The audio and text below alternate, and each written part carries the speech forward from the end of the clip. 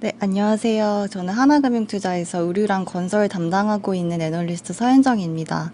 먼저 의류 하반기 전망 말씀드리고 건설 업종 하반기 전망 말씀드리도록 하겠습니다. 먼저 이제 의류 업종을 좀 더 큰 틀에서 보게 되면 이제 2020년 상대적으로 코로나19 피해가 컸던 의류 업종은 이제 2021년 회복세, 그리고 2022년 이제 드디어 팬데믹 이전 수준으로 정상화가 될 것으로 예상을 하고 있습니다. 이제 본격적으로 리오프닝이 시작이 되면서 점진적으로 일상으로의 복귀 가능성이 커지고 있고, 이에 따라서 최근에 의류 판매도 양호한 성장세를 기록하고 있습니다. 다만 이제 지속되는 의류 소비에도 불구하고 하반기부터는 이제 확대되고 있는 인플레이션 부담이랑 2021년부터 지속된 의류 소비 개선의 사이클상 점진적인 의류 소비 둔화 가능성 또한 이제 배제할 수 없는 상황입니다. 그래서 이에 따라서 결론부터 말씀을 드리면 이러한 이제 국내 불확실성이 해소되기 전까지는 당분간 이제 내수 의류 업체들 중심으로 가져가는 게 가장 방어적이라고 판단하고 있고, 만약에 이제 경기 회복이 재개된다고 한다면 단기적인 실적보다는 밸류에이션이 충분히 여유 있거나 중장기적인 성장성을 확보하고 있는 업체들에 대한 투자가 타당하다고 이제 판단을 하고 있습니다. 이제 이어서 이제 이렇게 왜 의류 소비가 지금 좋은지를 판단해 보게 되면 2021년 높은 베이스에 의해서 이제 기저가 높기도 하고, 이제 최근에 이제 인플레이션 영향에 따라서 소비 쪽 가능성도 있지만, 사실 이렇게 의류 판매가 양호한 이유는 순전히 이제 리오프닝 효과 때문입니다. 과거 2년간 이제 의류 소비는 민간 소비 증가를 하회하면서 굉장히 부진한 모습을 보였는데, 이러했던 이연 수요가 지금 이제 리오프닝과 외부 활동이 정상화되면서 강하게 이제 발현이 되고 있는 상황입니다. 또한 이제 좀 더 수치상으로 보게 되면 의류 소비가 본격적으로 기저효과 이상으로 성장한 시점은 전년도 이제 9월부터고요.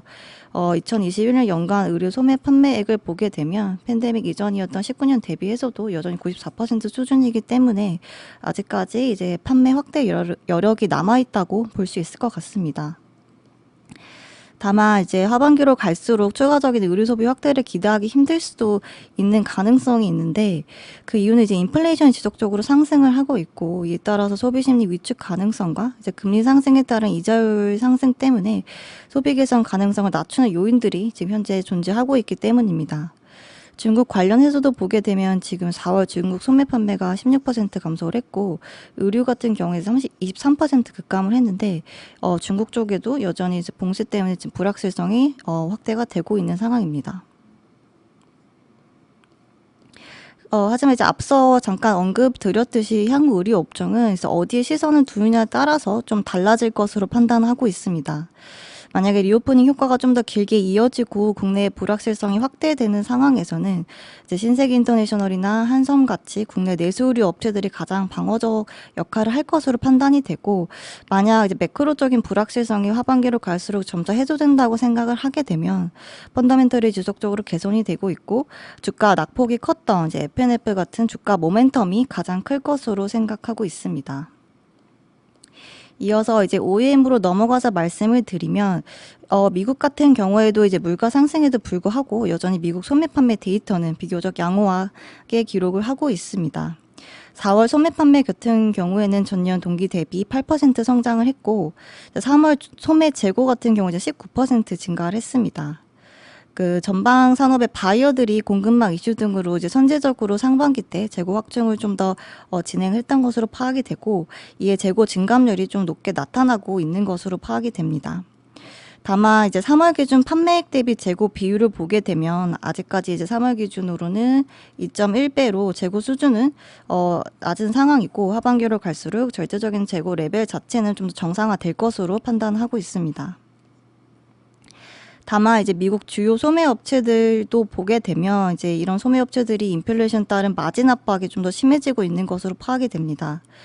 이제 타겟과 월마트의 실적 발표에서 알 수 있듯이 이제 매출 상승에도 불구하고 이제 매출 총 이익률이나 영업이익률이 부진하면서 이익이 굉장히 부진했는데, 이제 에너지와 식료품 등 필수 소비재 물가가 안정화가 되지 않는다면 의류와 같은 이제 내고재 소비가 위축될 가능성이 이제 높다고 미국 쪽에서 판단을 하고 있습니다.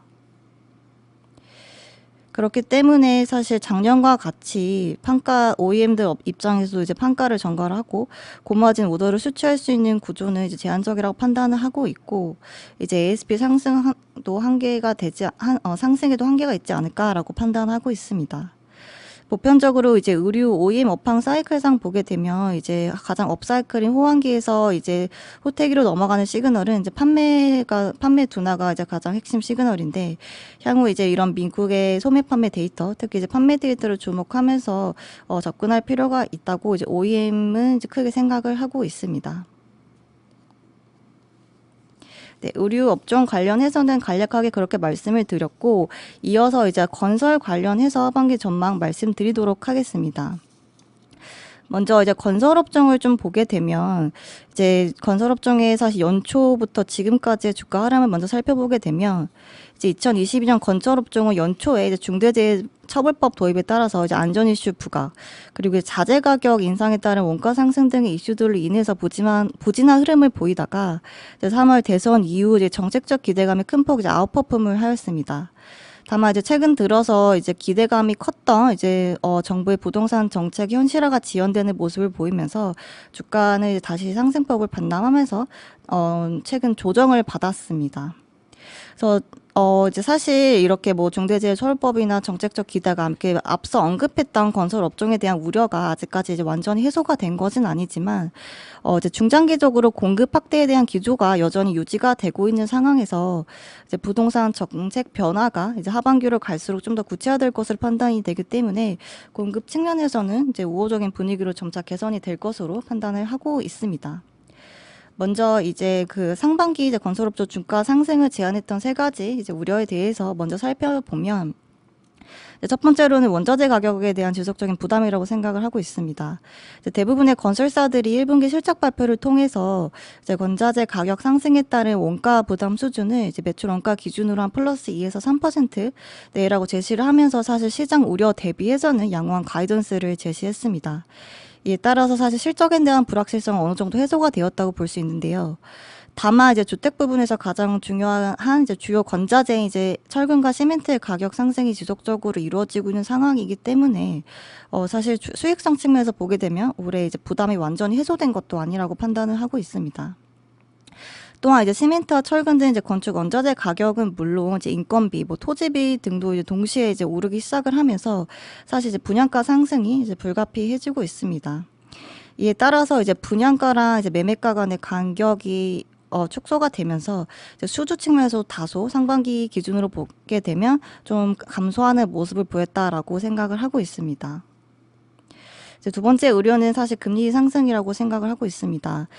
최근 이제 금리 인상 기조로 은행권은 뭐 2%, 주택담보대출은 뭐 7%까지 오를 수 있다는 전망이 나오고 있는데 이렇게 금리 상승에 이제 대출 규제까지 사실 상반기에는 적용이 되면서 분양 시장이 이제 위축될 가능성이 크다는 이제 우려가 있었습니다. 실제로 이제 최근 지표들을 좀 보게 되면 이제 민간 아파트 초기 분양률 같은 경우에도 이제 10개 분기 만에 80% 대로 좀 떨어졌고 4월 청약 경쟁률도 한 16대 1을 기록하고 있는데 작년 평균 경쟁률이었던 19대 1 대비해서는 상대적으로 조금 낮아져 있는 상황입니다. 세 번째로는 사실 그 가장 큰 우려일 수 있을 것 같은데 그 정책의 속도입니다. 이제 새로운 정부는 이제 주택 공급 확대랑 규제 완화를 큰 축으로 하고 있는데 다만 이렇게 정책이 좀 구체적으로 가시화되는 시점을 좀 지연이 되고 있는 상황입니다. 국토교통부의 조례만으로도 이제 사안이 가장 먼저 시행될 거라 기대를 받았던 이제 안전진단 규제 완화 같은 경우에는 내년 상반기에 추진이 될 것으로 이제 잠정적으로 결론이 난 상황이고 재건축 사업의 수익성과 이제 가장 밀접한 관계가 있는 이제 재건축 초과이익 환수제라든지 분양가 상한제 같은 경우에는 이제 하반기 개정을 추진할 것으로 보이고 있는 상황입니다. 이렇게 이제 정책적인 혼선이 조금 길어지면서 부동산 시장은 이제 관망세가 좀 더 짙어지고 있는 상황이고 이에 따라서 이제 신규 분양 같은 경우도 좀 더 하반기 또 내년으로 지연이 되고 있는 상황입니다. 이제 위에 말씀드렸던 세 가지 요인은 좀 부담이 지속적으로 될 수 있으나 저는 이제 속도의 차이일 뿐 주택 분양 시장에 대한 방향성은 여전히 유효하다고 판단하고 있습니다. 공급 확대 기조는 본격적으로 시작이 되었고 새로운 정권 시작에 따른 이제 부동산 정책 변화는 상반기보다는 하반기로 갈수록 좀 더 구체화될 것으로 판단이 되기 때문입니다. 중장기적으로 이제 주택 업황이 개선이 될 것으로 기대를 하고, 주택 시장은 사실 분양 물량뿐만 아니라 이제 질적인 측면에서도 대형사 중심 긍정적 흐름이 예상이 되는데, 이기 때문에 대형 주택 건설사 중심으로 비중 확대를 제시를 드리고 있습니다. 그래서 하반기 때는 이렇게 정책적인 변화와 이에 따른 주택 업황 개선 가능성을 크게 기대를 하고 있으며, 이에 이제 대형 건설사인 현대건설과 이제 GS건설을 탑픽으로 제시를 드리고 있습니다. 이제 정비 사업의 높은 경쟁력을 가지고 있는 GS건설 같은 경우를 이제 가장 정책적인 모멘텀을 크게 받을 거라고 생각을 하고 있고, 현대건설 같은 경우에는 지금 뭐 국내뿐만 아니라 해외 부분에서 이제 강하게 실적이 개선이 되고 있기 때문에 올해 연간으로 실적 턴어라운드가 예상이 되고 있습니다. 그래서 건설은 장기적으로 계속 공급이 확대되는 상황에서 수혜를 입을 것을 보고 있고, 탑픽으로는 GS랑 현대건설 말씀을 드리고 있습니다. 이제 제가 준비한 자료는 여기까지고요. 의류랑 건설 하반기 전망을 여기서 마무리 짓도록 하겠습니다. 오랜 시간 시청해 주셔서 감사합니다.